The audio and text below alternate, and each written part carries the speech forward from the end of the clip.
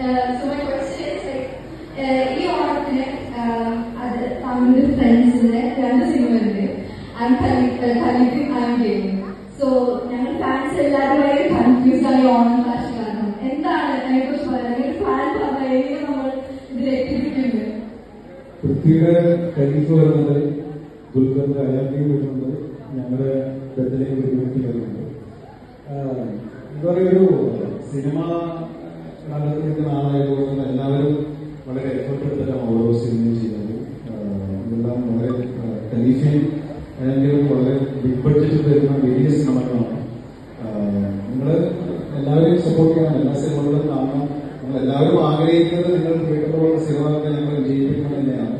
അത് ഞാനാണെങ്കിലും ദുൽഖറാണെങ്കിലും പൃഥ്വിയാണെങ്കിലും അത് ആഗ്രഹിക്കുന്നുണ്ട്. അപ്പോൾ ആ സപ്പോർട്ട് പ്രതീക്ഷിക്കുന്നു.